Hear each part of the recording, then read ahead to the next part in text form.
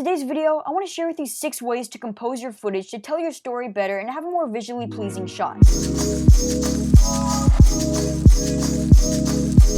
Number 1, use contrast to draw your viewer's eye to the subject. There are 2 ways to do this. Number 1, you can use contrast of exposure. If the subject is brighter than the background, then the viewers have really no choice but to look at the subject first. You can do this as simply as lighting your subject so that the background appears darker than your subject. So turn off all the overhead lights, only use one key light, and make sure that the background stays a little bit darker than your main subject. The second way to create contrast is through color contrast. You can of course do this by coloring the background with a gel, but I think the most practical way to do this is just by putting your subject in front of a background that is of a contrasting color. But what are contrasting colors? Contrasting colors are any colors that are opposite each other on the color wheel. So red and green, blue and yellow, orange and teal, these are all contrasting colors. All of those color duos will stand out apart from each other. And when the subject is in front of a background that is of a contrasting color, it's going to stand out a lot more. So instead of filming with the subject in front of this fence, I can move it so that he's in front of this bush. This gives us contrast both ways, since we have contrast of exposure, since the green is a darker color, and we have color contrast. The second part of composing shots is making sure that the background is out of focus. The easiest way to draw your viewer's eye to one subject is just to focus on it. Everything else is blurry, you can't really look anywhere else. For this, I'd recommend using a lens with an f-stop of 4 or lower, which is going to give you a lot softer of a background. If you don't have a lens like that, you could just shoot at a tighter focal length.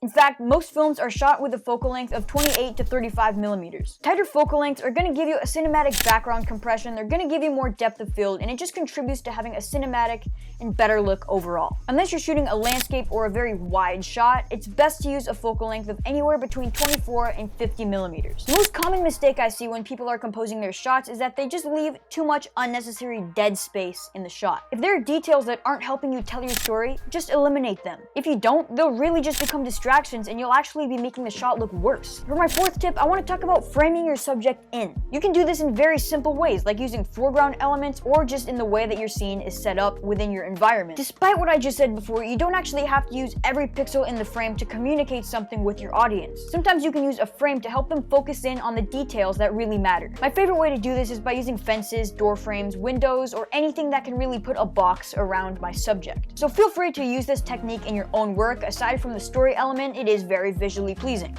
My 5th tip is giving your characters a good amount of looking room. This basically means that whatever side your character is facing, be sure to leave a good amount of room on that side of the frame. Many filmmakers might call this the rule of thirds, but don't think of that as a rule since there are many scenarios in which central framing is the way to go. If the subject is looking at something right in front of him, you're going to want to center him up in the frame. This will add to the element of symmetry as well. So instead of just mindlessly following the rule of thirds, just be sure to give your character enough looking room in the way that they're facing. Okay, we're almost done, but before we finish, I want to tell you guys about leading lines. This is actually way simpler than you might think. All you need to do is frame up your subject with lines that point to them. Even though these shelves are going right back towards the wall, you can actually see that it kind of looks like they're pointing right to my face. These lines can be anything from a hand railing, a fence, a bridge, a desk, or really anything that's just going to point to your subject. You're going to find compositional elements like these in almost any environment, so it's important to try and use these as in many shots as possible. My final tip, and probably the most important one, is before you go out and shoot, ask yourself what you're trying to visualize. This is going to get you thinking about the theme that you want to create using these compositional tools, and it's going to help you make better creative decisions in general. These past 6 tips might be hard to remember, but if you practice them now, these things are just going to come to you naturally. You'll know what to look for when you're creating a shot, and you also know when and how to break these rules to help tell your story. Nobody is a natural at filmmaking. It took everyone a lot of hard work to get where they are now. So if you want to just naturally get great shots, it's important to start practicing now, because when the time comes to use all of these techniques, you'll know exactly what to do. Please like the video if you enjoyed this one, subscribe to my channel if you want to see more content like this, stay safe, stay creative, and I will see you guys in the next one.